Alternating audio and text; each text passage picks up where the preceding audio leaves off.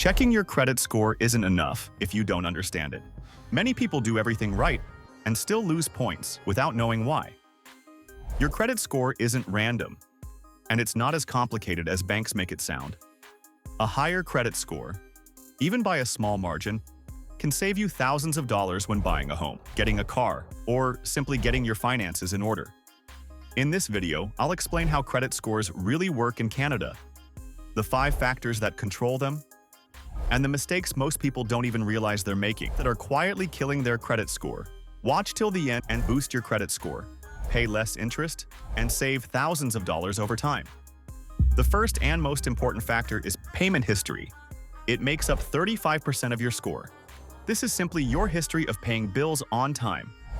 In Canada, we use an R rating system. An R1 means you pay on time. An R2 means you are 30 days late. Now here's a common myth.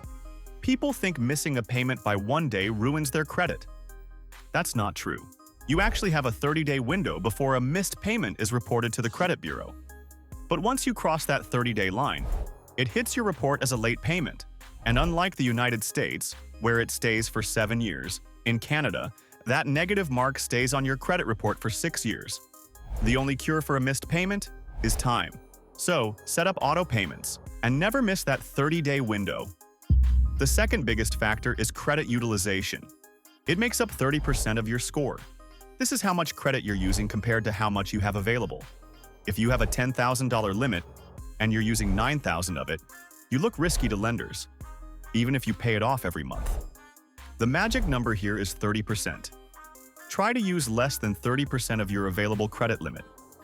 This is why paying down balances is one of the fastest ways to boost your credit score. If you're constantly maxing out cards, your score drops because it looks like you're running out of money. The third factor is credit history. It makes up 15% of your score. This is where many people make a big mistake. They get a new, better credit card and immediately close their old one. Don't do this. That old card, especially the one you got years ago, holds your credit history. When you close it, your average credit age drops, and your score takes a hit. Keep the old card open. Use it once in a while, even for a coffee, and put it away safely. The fourth factor is public records. It makes up about 10% of your score, but it can have a massive impact. This includes collections, consumer proposals, and bankruptcies. Here's a quick reality check. Some agencies say consumer proposals are better than bankruptcy, but they still result in an R7 rating and make getting a mortgage very difficult for years, even after it's paid off.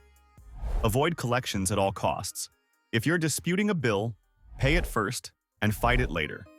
Once a debt goes to collections, it becomes an R9, the worst rating you can get, and it stays on your report for 6 years. The final factor is credit inquiries. This makes up the last 10%. There's a big difference between a soft check and a hard check. Checking your own credit is a soft check. Applying for a loan is a hard check. Hard checks can lower your score slightly. Shopping for a mortgage within a short time frame is usually counted as one event. But constantly applying for credit cards you don't need, also called churning, will damage your score. Now here is some bonus tip for renters and newcomers. There are 2 things you should know. First, rent reporting. Paying rent on time does not automatically boost your credit score because most landlords don't report to the bureaus.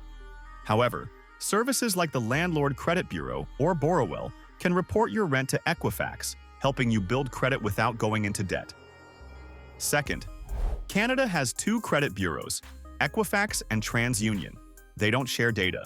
One lender may report to Equifax, another to TransUnion. This means you could have a 750 score on one and 680 on the other. Always check both before applying for a major loan. So what's the bottom line? In Canada, your credit score matters. A score above 680 is generally considered good and gives access to prime interest rates. Above 720, lenders see you as low risk, with better approvals and lower interest. Scores of 800 or higher are excellent and get the best rates banks offer. But if your score drops below 620, you're in the danger zone. And below 500, Many lenders won't approve you at all without high interest or extra conditions. The formula for a strong credit score is simple. Pay bills on time, keep balances under 30%, and never close your oldest credit cards. If this helped, subscribe to CanBuzz Media for Canadian updates that actually save you money.